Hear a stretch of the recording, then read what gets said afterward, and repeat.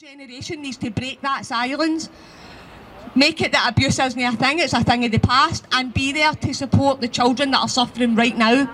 There's children suffering every day in our streets. That's why we don't bother with campaign about vaccines and all the rest of it. There's children being raped and trafficked every single day, every minute of every day on the streets of Glasgow city centre.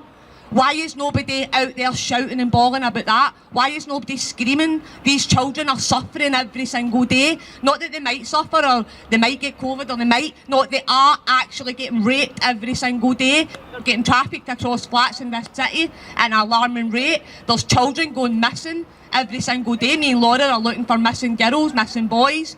They're in this city, they get lost. They become the victims of traffickers because we're in times where our children are being let down. There's nobody supporting their children just now. There's nobody supporting our youths. They've nobody to talk to. They've nowhere to go. They've nowhere to turn. And they're a lost generation, and that's what the government want. They want them isolated. They want them silenced. And we need to make a stand, and we need to get out there and show these children that they do have support, that they do have a voice, and they do have people fighting for them. It might not be the police, it might not be our government, but we're here, we'll expose it, we'll expose our paedophiles, and we don't care. We'll just keep going. So, I want to just say thanks to Wales for coming. These have been absolutely amazing. They've helped with loads today. They're absolute stars in what they do. And thanks to all our survivors here, and the mic's here for yous if yous want a voice. So, to tell your horrific story, to tell how this country's let yous down, how the system's let yous down, and how they're still letting you down. So that is why we can't let this generation down, because they'll just be constantly let down forever. So thanks again, guys, and we're going to pass you back to Laura.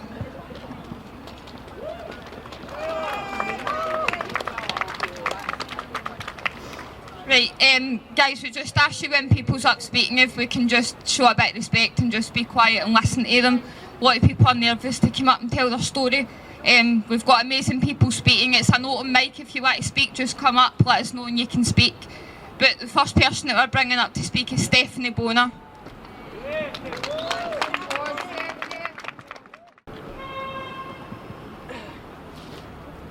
Hashtag justice for these. Hashtag corrupt police. Hashtag lock the beast up. 2.5 years now, my wee son went out and he was taken back and watched the football with his granda and his uncle. My son never came home. So we phoned the police. There's nothing the police could do. You need to wait. We phoned the next day. But see that next day, when I never heard from my son, I knew I had that feeling I was never going to see my son again because that's not my boy. So when I went to the police, they weren't very helpful, they weren't taking it serious, they weren't doing nothing, they weren't looking for my son. They weren't trying to find out who my son was with. So I had to take to social media to beg for help. I ended up finding who my son was with. It was a very well-known beast, a very well-known predator. People's already died in our company before. The families didn't take it any further. I'll never stop, ever. The police found the police came out every single day and said, what happened to your wee boy? I said, my wee boy's lying up there, please go and find him. I'm like myself, I've got a wee baby. Everybody's trying to help me. I says, my boy's up there every single day. And he went, no, we'll bring your boy home. I knew my boy was up there. They didn't search, they didn't do nothing. They didn't get her in. 15 days my son was missing, and Mark Barrow, Feasterhouse Police Station, ended up coming out to me and said, listen, we've ended up getting her to say where Reece was. I went 15 days later, no CID, no big police. This Mark Barrow stayed in the corner for her. This Donna Drummond got to sell drugs all life at the shopping centre. Mark Barrow knew her very, very well, and I begged and begged and begged the CID. I begged other police officers to get involved. Nobody got involved. 15 days came. The police found my wee boy. I didn't know about this till a couple of months later. Video footage appeared. My wee boy is getting dragged beside Tussies, along cars. His wee head was going everywhere. That was my boy. That was the police had done that. No body bag, no crime scene, no nothing. They never got Donna Drummond in. I didn't know the police had done this because every day the police came out, it's just the way they were, and I couldn't explain to anybody. Then I met this wonderful man, Alex O'Kane, my representative, who's been an activist for nearly 30 years. He told me, Stephanie, I know Mark Barrow and he's corrupt. I will help you, I promise. So Alex was trying to help me. Mark Barrow intervened and says, no, you can't get help. And this guy knew, so I ended up getting help. I put a complaint into Park. Sorry, the Professional Standards Department. That came back and it was a load of shite. 2.5 years I've been waiting for this complaint, and now it's into Park. This is a big place that can't go any further, and I'm still waiting. So I've got a bit of hope for Park, but please don't trust the police. And I'm sorry, that's all. Justice for Rees! Justice for Rees! Justice for Rees! Justice for Rees! Justice for Rees! Justice for Rees!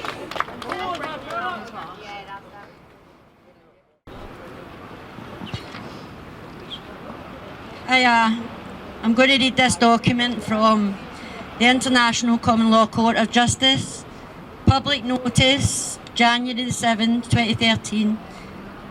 The United Kingdom is dissolved. A legal notice to the people of the United Kingdom and to all agents of the so-called Crown of England, issued by the International Common Law Court of Justice, United Kingdom. Let it be known that on December the 24th, 2012, our lawfully constituted court and its 58 sworn jurors found Elizabeth Windsor, Queen of England and Head of State in Canada, guilty as charged of crimes against humanity and of engaging in criminal conspiracy to obstruct justice and conceal her personal complicity in the permanent disappearance of 10 Canadian children. This verdict found, which also found guilty, former Pope Benedict, Prime Minister David Cameron and other officials of Church and State, was based on irrefutable evidence of their role in the death of over 50,000 Aboriginal children through Crown-established and Church-sponsored internment camps. Neither Elizabeth Windsor nor any of the defendants denied or contested this evidence, nor did they respond to the public summons issued to them accordingly. The Pope, the Queen and the Prime Minister were sentenced to absentia, to 25 years imprisonment and a loss of all authority, assets and property. Our court's verdicts rest upon the Nuremberg legal statutes, which allows any head of state to be tried for crimes against humanity, as well as under UK law to hold the Crown liable for tort offences committed in the United Kingdom. Elizabeth Windsor, as a convicted felon, is not the only liable for immediate arrest and imprisonment, but has forfeited any legal or constitutional authority. All constitutional arrangements and nations based on the authority of the Crown of England have accordingly been legally dissolved. Therefore, the United Kingdom has been rendered as a state without legitimate legal or political authority. It will remain so until a new and lawful head of state and constitution can be democratically established by the people of the United Kingdom.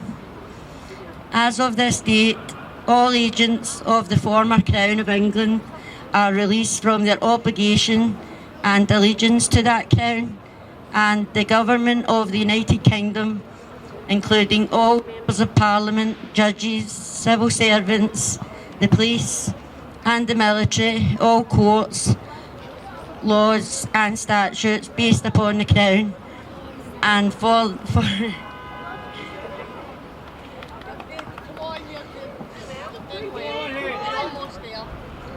former Dominion of the United Kingdom are similarly de-established and their power is nullified until a legitimate government and law is established in the United Kingdom.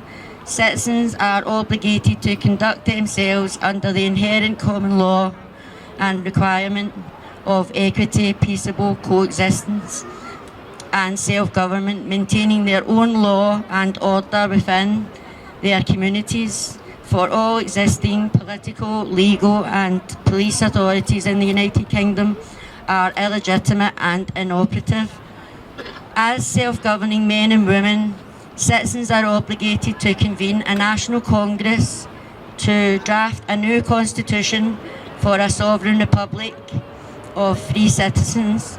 This constitution, established in such a congress, will be ratified by a popular vote and will establish a new democratic republic in the United Kingdom. The new constitution will include a legal framework to ensure that all of the convicted parties in our case of genocide in the United Kingdom will similarly be de-established as corporate bodies, including those churches responsible for genocide and criminal conspiracy in the United Kingdom, namely the Vatican, Roman Catholic Church and the Church of England.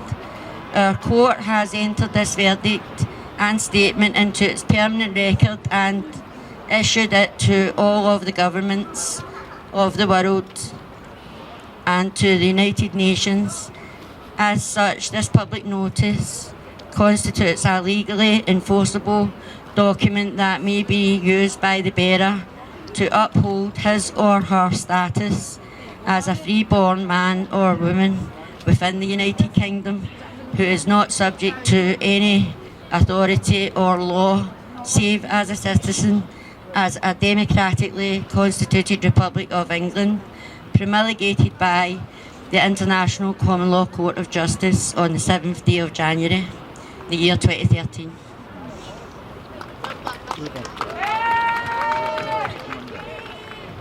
Hi everybody, I'm here to tell you my son's story today. 2 years ago, in January 2020, 1 week before my son's 4th birthday, he was sexually abused by Adam McMaster, this man here. His mother was a family friend and we invited him up from Manchester to stay with us. On the 17th of January, Kerry Wilson, Adam's mother, told Adam to take care of Jace in the bedroom to play on the PlayStation. He double locked the doors, sat my son on the bed and told him what he was going to do to my son. My son told him no, but Adam told Jace to be quiet and forced himself upon my son. After raping my baby, he told him that if he told anyone he would kill Jace and his family. From that moment, my son was left traumatised and in fear of his life. He stole my son's innocence. He destroyed his childhood and left my son with a life sentence. Jace kept himself to himself for 6 months and finally opened up and told us what had happened. I went straight to the police that night begging them to help me. A video interview was set up for Jace and I wasn't allowed to be in the room with my traumatised 4-year-old. After the video interview, the police told me that Jace had managed to give them a lot more detail than he first told me. Things no 4-year-old would know or understand. The police told me that with what Jace had told them, this was enough to go to court, but they wanted to do more investigating. During the investigating, Adam McMaster to this day has still never been questioned. Yet in 2017, when Adam was 13 years old, he was at Swinton Police Station being interviewed for the rape of a young boy and his little sister. They had all the evidence against Adam for this case, but like Jessie's case, it wasn't taken to the High Court because of Adam's apparent lack of understanding. Yet he knew what he was doing the minute he threatened to kill my 3-year-old son if he told anyone what he had done. Also, during the investigation, 7 other victims came forward, also from Manchester, who lived on Adam Street, children and adults. The police spoke with these victims but failed to log their statements. Since 2017, Adam had restrictions put in place by his social workers and Manchester Police that he was not allowed near any child under the age of 18 years old. His mother and the social worker failed to abide by these restrictions and allowed Adam to mix with children in his street and stay with us in Scotland, knowing that my sons would be at risk. Social workers, police, child protection and the Scottish justice system have failed my son. I've appealed the court's decision not to take this to court, and twice I have raised my concerns of Adam being free to walk the streets. Is it going to take for him to kill a child for them to finally open their eyes and do something about this beast? We have been in contact with the Lord Advocate and we are dealing with the new Lord Advocate. My mum has also had phone calls back and forth with Adam's social workers manager, and she told my mum that with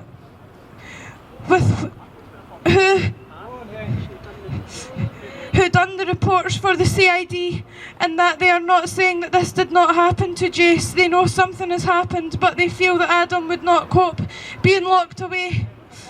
What about my son? He's destroyed my son's life. My baby boy sees a counsellor once a week. He sees a nurture nurse 4 days a week, and he's on a list to be a waiting list to be seen by a psychologist. He wets himself constantly because of the thoughts that are in his head, the horrible nightmares he has almost every single night. He's terrified and scared to meet new people, especially men. He can't trust anyone. My baby boy isn't the same anymore. He suffers on a daily basis for what Adam put him through, but they are allowing him to live his life as normal after raping children because he wouldn't cope behind bars. How do they think my son's coping and the other victims? They have took their human rights away. Where is the justice in that? My son was 3 years old when this happened. Let that sink in. I would like to read a poem, The World Now Through Jacey's Eyes. I was a happy, carefree little boy, then my life changed. A child rapist entered my life, and from that day my life was rearranged. He took away my innocence before I even knew what it was. He left my family heartbroken, fighting a never-ending cause. See, they want justice for me, and they bravely fight for this every day. The paedophile should be held to account, so another little boy doesn't have their childhood taken away. I know my mummy loves me, and I know that she's so sad. I can't really understand why. I'm only 5 years old, a small lad. I try my best to be happy and play and fool around, just like any little boy, but at night I'm scared and break down. I didn't used to wet the bed, and I wasn't plagued with nightmares. I used to sleep soundly before I was told the system don't care. You see, my rapist walks free while I'm locked in a world of my own. Because my rapist has learning difficulties, it seems the violence is condoned. He is deemed a vulnerable adult, but I'm just a little boy. What will this man do next? My mummy is scared another childhood he will destroy. I may not have been the first, and my mummy's fear is I won't be the last. How many of us will be hurt and will be haunted by our past? I don't know what my future holds, and I know my mummy worries. She wants me to grow up happy, but right now there is no hurry. I want to be a carefree boy and enjoy my childhood. My mummy will make that happen, but the night remains misunderstood. Maybe that's why my mummy cries, because she sees how much I've changed. The world now seems an unsafe place because of a man deranged. I don't want that man to hurt others, but nobody listens to me. I'm just a little boy that the justice system don't care to see. But what happens in the future if this man continues to walk free? Will the next little boy be killed? Or will there be others hurt like me? I know Mummy wants him in jail. That means he doesn't walk around free. Because he can't do to others what he done to me. It's not nice having nightmares, and it's not nice wetting the bed. It's not nice not being able to trust, and it's not nice remembering what he said. Mine and Mummy's life has changed, but his remains the same. he hasn't been punished, and so he hasn't been told he's to blame. If he doesn't think he's a bad man, then Mummy worries others will be hurt. He's told he's above the law and can carry on being a pervert. One day I will be a teenager and eventually a grown man. Will I be haunted by that night? I know that's not in Mummy's plans. So she will carry on fighting for justice, and that makes me so proud. I know my Mummy loves me, and she goes out of her way to shout that out loud. Still, I want us to be happy, but that day meant everything changed. Will everything ever be normal again? It seems everything has been rearranged. I'm still that little boy, and there is still joy in my soul. That day may have changed everything, but he doesn't deserve to have control. He may be beyond the law, it seems, and the justice system is a joke. But I will be as happy as I can, because my family isn't broke. My Mummy will always love me, and that fills me with joy. She tries to make everything better, because I will always be her little boy. Being our in the future, she will always do best by me. So that day doesn't have to change everything, because my Mummy still sees me. In her eyes, I am her world, and she is always by my side. That will always be the case, and so we can all move on with pride. Justice for Jace. Adam McMaster, if you can see this, I'm coming for you, and I will make your life a living hell.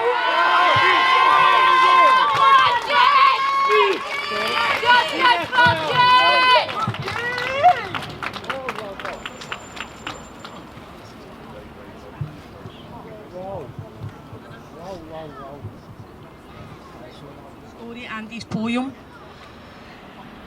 Adam McMaster has raped 3 children to date that we know of. His mother is a serial offender. His mother grooms families, befriends families, and then allows her son to rape their children. She doesn't declare that she's got a loaded weapon who's a child rapist. She doesn't tell anybody that. She constantly gets this boy around children. So if you ask me, the mother is the serial offender. I know he's the rapist, but she is the one in control of him, and she puts him in situations where her son is able to rape children. We don't know the full story. We don't know why they're being protected so much, but there's obviously a reason why they're moving about Scotland, England, Ireland and Wales, and he's raped children in Ireland and England and Scotland so far that we know of. Now, this is a serial rapist. He's 17 years old. Anne and Jade's main concern is he's still walking about. He has a mother that protects him and doesn't disclose that he's a danger to children. Why are the services and the police and the social services not protecting children? Why are they protecting these beasts? And the fear that Anne and Jade have, which is really relevant, is what's he going to do next? He's getting worse and worse every time he does something. Is it going to take for this boy to murder a child, and then he's got a previous history?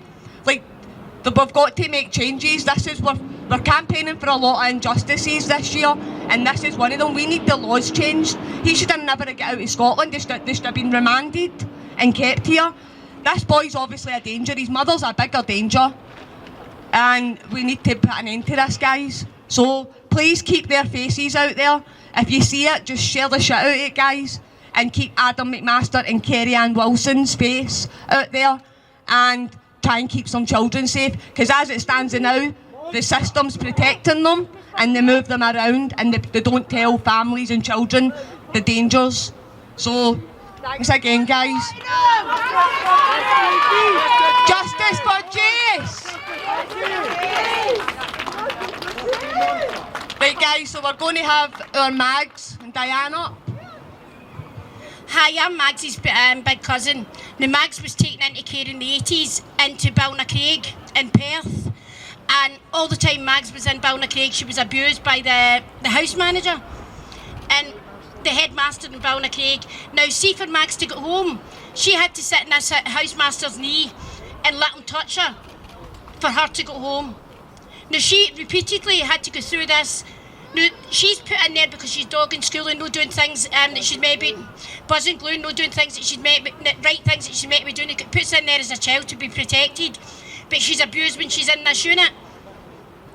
We're a housemaster or a head teacher who's meant to be looking after her. And this is what we are saying. There's so many kids going through the justice system just now and get put into units and who are being abused in the units and out in society who are under social work care. And that's what we're trying to say. We don't want other people like Mags coming up here telling us what's happened in another 20 years' time. This lady here coming up telling us, somebody else coming up telling us the same as this lady's went through in 20 years' time.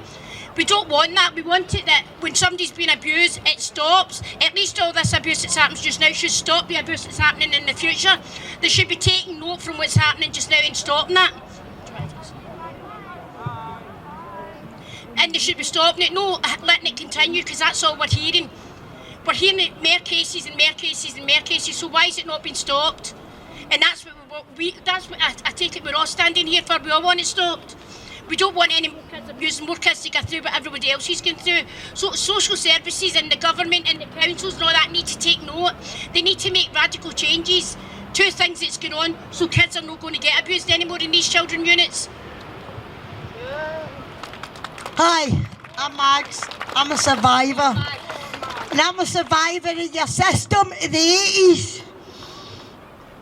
I was a rebellious child. I lost my dad when I was 8. I got a first abuse with my pal's brother. I was playing in the bath summer and he held me at knife point trying to get me to touch him. I didn't even know what abuse was. I get swept under the carpet. How to deal with that? I didn't know how to deal with that. I started buzzing glue. I was 10-year-old. I lost my father at 8. My mum was 66. So I hardly seen her, so it was down to my brothers and sisters to look after me. My brothers and sisters, they tried their best. They had their own lives. So I led my life. I brought myself up. You can say I dragged myself up. But my mum wasn't a bad ma. She didn't drag me up. She tried her best with 6 weans. 10, 11-year-old, I started buzzing the glue. That was my way of street life. That was all I knew was street life. Street life educated me in a way you can't be educated. I might not be educated academically, but I was educated in street life. So I started buzzing glue. I didn't even know what addiction was. Before they put me into the care system, they put me into an IT centre. An IT centre, I didn't even know what it meant. An IT centre was basically like an assessment centre. That's where they sent me for schooling. Because they suspended me from my own public schooling. Because they couldn't handle me. I was an unruly child as far as they were concerned. I just didn't know how to deal with what life was dealing with me. An IT centre was basically 4 classes put together. And there was an IT centre, education in the top, family centre in the middle, and addiction in the bottom. Addiction, I didn't even know what addiction was. I was 11-year-old. The panels, Glasgow panels of Glasgow City Council, it was you that put me into care, so you should be held accountable. Never mind the private schooling. You can shut down these listing school. As far as I know, I didn't know what a listing school even meant. I didn't know what addiction meant. If they'd have sat me down and educated me what addiction was, maybe I could have helped myself. But they didn't try and help me, and they were a system meant to look after me. So these people put me into care. This care system. See, to me, I was for a housing scheme called Black Hill in Easterners. And they put me into this big home in the countryside. This big home in the countryside was like something out of Downton Abbey for me. Dragged up that lane. My first 2 weeks in the place, I was abused. I was abused for doing an exercise. I must have put my bust. I was a 12, 13-year-old lassie Feaster who's Black Hill, who was a tomboy. I didn't want a breast. They made me do an exercise that I must have put my breast. And because I did not do that, I was abused, I was battered. I was battered for the first time. They took me out of my family care for a mother that didn't abuse me like that, and they abused me like that. That was the start of my abuse. No, I can't always tell if they can't hear. So, guys, there's what's coming along, so we might not start hearing people, but I'll continue until you can hear me. Because see me, I'm a survivor. I'm 52 years of age. I first raised being me as a survivor, and I think I was about 26 when I kind of got straight for the first time. Because see me, I'm a survivor, and I'm a prodigy of the 80s. I'm a prodigy of my surroundings, and I ended up becoming a survivor because I didn't know any other way to survive, right? Now I'm 52 and I realise now we could have been, but we could have been, can't be anymore. Right? Listen, I'm here today and I'll stand solely. Ballinacraig, Perth, and your fucking heads in shame. And I'll tell you, I'm standing here for every lassie that was in that unit. And the lassie that was let down. He's let me down. He's let me down as a child. He's let me down as an adult. And in return, I've kind of let my children. But I stand here a strong way. I'm free for drugs. I am still puffing, I'll never deny that, right? But that's my medication. That's me. I will self-medicate to the shite they want to put me on, to the antipsychotic, because they say I've got complex post-traumatic stress, and I'll always have it. But see, no matter what therapy, what drugs, whatever you want to give me, that'll never take that out of my head. I'll live with that, and everybody else will. I'll tell you, you hold your fucking heads in shame for all the children out there that you've let down, for all the people who's come through your fucking care scheme, you've let down, right? So, listen, I'm a survivor, and you can bring your red dress balls offer the 10 grand, 20 grand, 30 grand, 40 grand. Why should any survivor have to stay silent? Survivors matter, and we need to talk. And how dare you try and shut survivors up? So stick your rescue scheme right up your fucking asses. Hi, my name's Donna Underwood. I come from Plymouth. I'm going to start my story at 1 year old. By the time I was 1 year old, I was accidentally eating a load of medication. By the time I was 2 years old, I was given whooping cough, although I wasn't actually injected with whooping cough. It was an MMR jab. By the time I was 3 years old, I'd been electrocuted by putting a knife in the plug socket. I never received any medical help. By the time I was 4 years old, I was nearly drowned. By the time I was 4.5, my parents separated. By the time of 4 years old, I was sexually abused by a narcissistic parent, systematically abused physically, mentally, emotionally. By the time I was 7 years old, 6 to 7, my slavery started.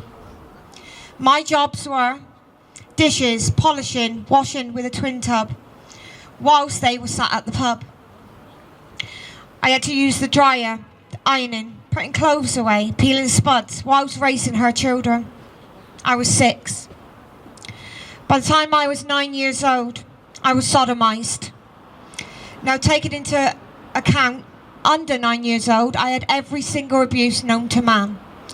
I was touched, I was licked, I was fingered, I was used, shall we say. By the time I was 7, my brain split.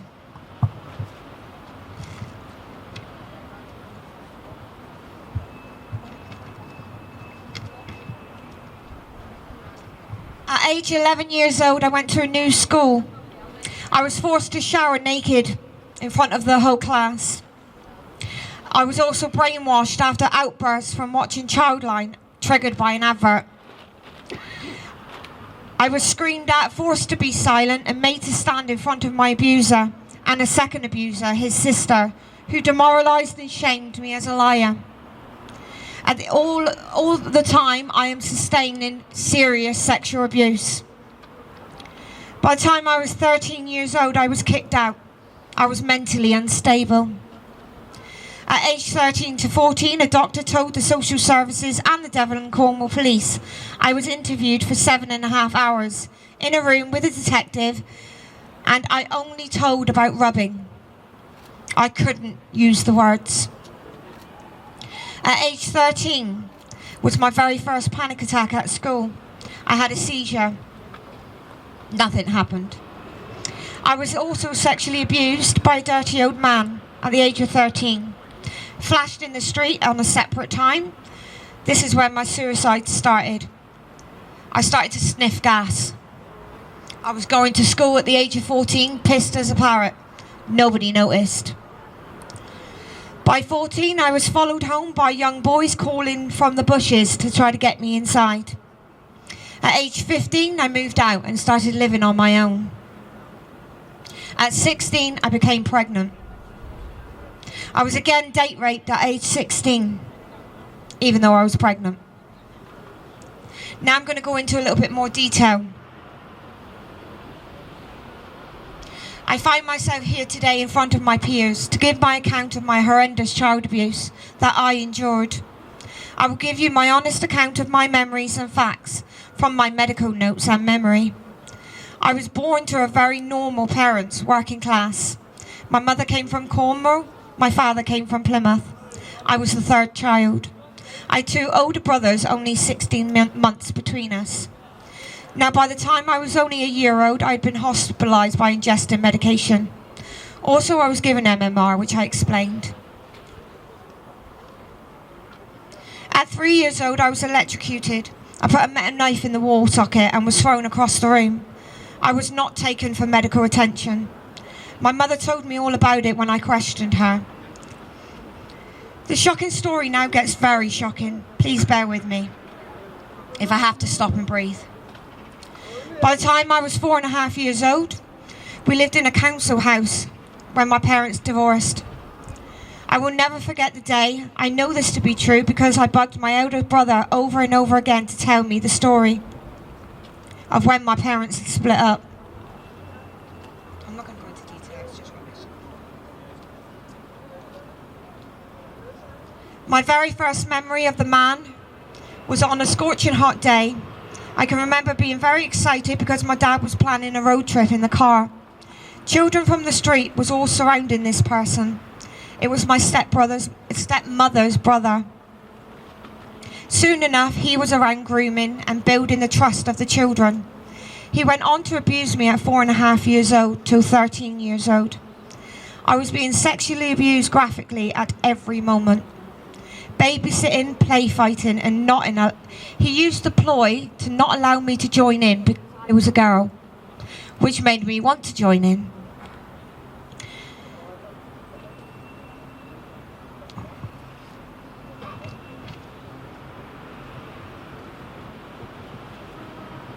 I was 5 years old. My dad was telling me that my mum was gone and this new woman was now my mother. I got so upset I tried to kill her. In my mind, I really thought it would work. I put tacks, pins in her pillow, sharp end pointing up, thinking that this would kill her. It didn't. By the time I was 5 years old, I was dealing with gross indecency, touching, oral, physical abuse, beatings, belt, hands use, hair pulling. Emotionally, I was tormented. I dealt with sibling trauma too. I was the only one being abused. Psychologically, there was mind games, fear, unloved, mood swings, systematic abuse every single day and every night. I was dragged out of my bed. I was hit whilst asleep. I was traumatised. I was also given domestic slavery. By the time I was 6 or 7 years old, until I was older, a lot of the jobs I did. This was not the end of my chores. I did many, many chores.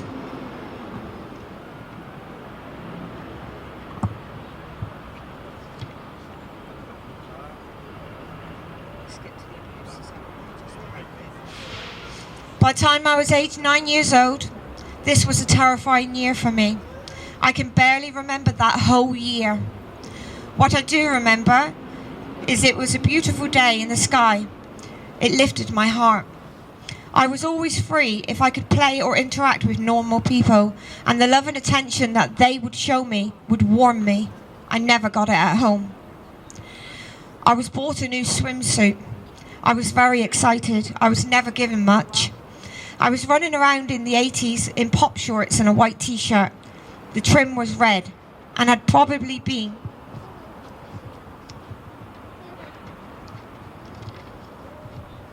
from a cheap market stall. I was given a bikini at the age of 9. To my shock, I was to use this one piece and the bobble flower suction hats that we all wore when we went to primary schools. Pale blue with pink and yellow ice cream on it. The pants had ties on both hips and the top was a classic triangle with a neck and black ties. Although my age was 8 to 9 years old, I was very small. I looked about 7 years old. I noticed that my sexual abuse was standing out more and more. The abuser started to show signs of jealousy. He was around 18 or 19 years old himself. But he first started the abuse and he would wonder why he watched over a girl in the park. I was 5. He used to get jealous of the other boys paying attention to me. This happened a street away from where I lived. The abuse was very, very graphic. When alone, he would do touching, groping under the knickers, masturbation on himself and me. When he was close by, he would catch me with a back turn and threaten me viciously whilst touching me, and this was all in earshot of my family. He would visit my bed when he babysat for my dad. That was the good excuse to put me to bed after faking that he had put me to bed. My brain broke, snapped whilst I was around 7 years old, and I had what was described as dissociation or DID, or multiple personality disorder. Whilst taking the washing up to the landing, and I had 3 doors and a small corridor in front of me, whilst thinking sad I was going to be punished again, punched around and slapped whilst I was asleep, dragged about by my hair. Just this time I was overwhelmed with stress.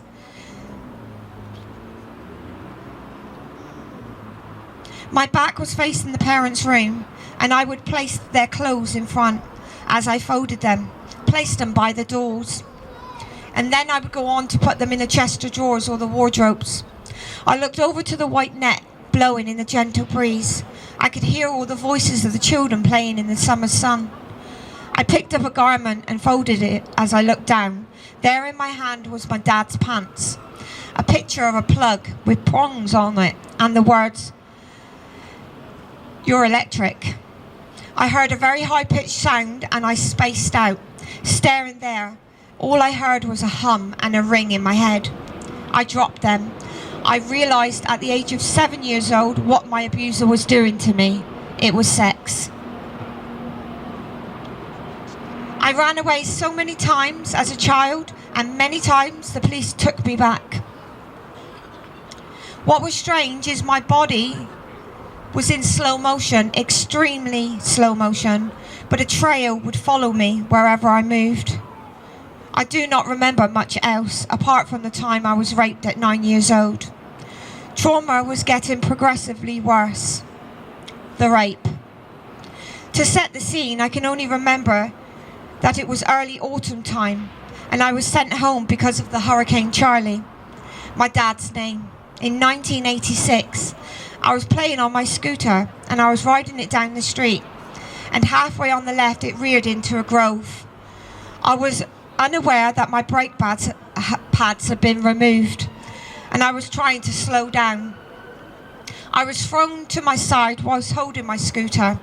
I spun a faux circle and proceeded with speed up the pavement and knocked myself out on the wooden fence, leaving me severely injured with cuts and abrasions, bleeding knees, elbows and forearm. My hips were grazed and a bump on my head. Crying, took the scooter and hobbled across the road and went to my back door.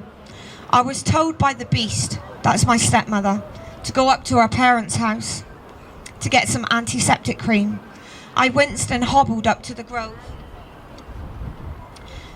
Whilst wiping my tears and picking out the gravel from my cuts of my wounds, I was expecting her parents to be at this house. My abuser was. I gently knocked and a little cautious, of course. Her mother hated children and it showed. She once slapped me hard on the face.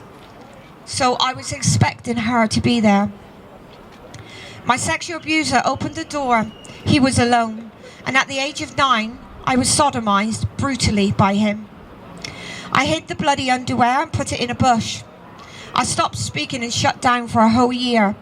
I was 9 years old. My next thought of clarity was walking down the road with a cigarette in my mouth, and I was hoping that anyone would notice and call the police. I was in primary school uniform, and my hair was standing up because of the Hurricane Charlie. Nobody saw, nobody cared, nobody helped. We went on holiday and I would not talk. We went to Bigbury Breach and stayed in a caravan with my nan, who stayed with us on weekends and made me feel safer. It was harder to brutalise me with my nan there.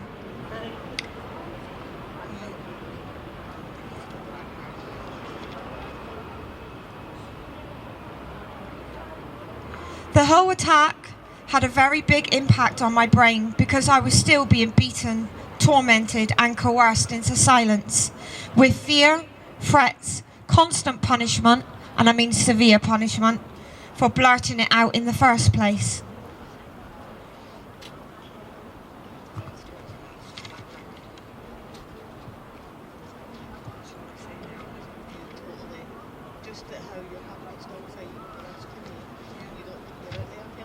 I have told the police I have been interviewed for 7.5 hours when I was 13 years old. I was interviewed under social services care. I was being looked after by CAMS, which is social services. Nobody done nothing. I didn't even get a psychologist. All I got was a nurse taking notes.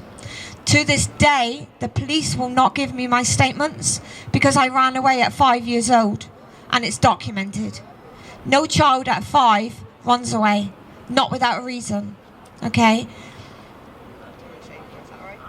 I'm going to leave it there for now because it's very, very traumatizing.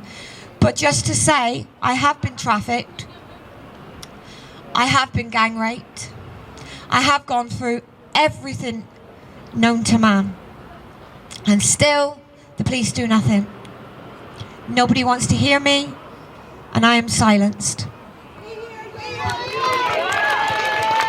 What a warrior! You're still here, you're still fighting, and this is the stories we don't want repeating ourselves, guys. We don't want a generation that has to go through the torment, the silence, the brick walls, nobody to speak to, isolated, made to feel that it's you that's the criminal, victimised, it's not arrested, targeted with the police for opening your mouth too much. It ends now. This is why we're out here. This generation, we will not be silenced. And thank you so much, Donna. What a warrior. How are we doing, guys? It's good to be back again. Unfortunately, my partner Jane, she's a wee bit sore, so she's away to the car to try and get a wee bit of heat in her body. You all know my story, I'm not going over it again. The things I've never spoke about before, which happened to me in Quarriers Orphan Homes in Bridgevere, Scotland. My mother's health declined, so I was taken in there. And in the first week of October 1959, just after my 80th birthday, I was sexually abused 4 times in this place. My abuse and my abuser did not just abuse me. 18 of my brothers were sexually abused in that cottage I was in. 42 cottages in Quarriers orphan homes. More than half of them. Child abuse happened. My abuse just wasn't sex. They were oral, masturbation, eating carbolic soap, forced to drink Dettol to silence us. I kept silence till 2012. Couldn't tell anybody. I'm 70 years of age and I'm still fighting for justice to this day. One of my abusers is still alive. Now, with the Scottish Child Abuse Inquiry, I've heard people talking about this. I stood in front of Lady Smith giving my evidence. Just after that, there were 2 police officers come down to my house. They took my partner Jane into one room. I was in the other. And the questions I was asked broke me. They went into everything. They were asking about my abuse. Did he ejaculate into me? I goes, yes. He goes, but if you were 8 years old, camera down. But he goes, if you were 8 years of age and you don't know much about it, how do you know what he was doing? I goes, well, I found out later on in life.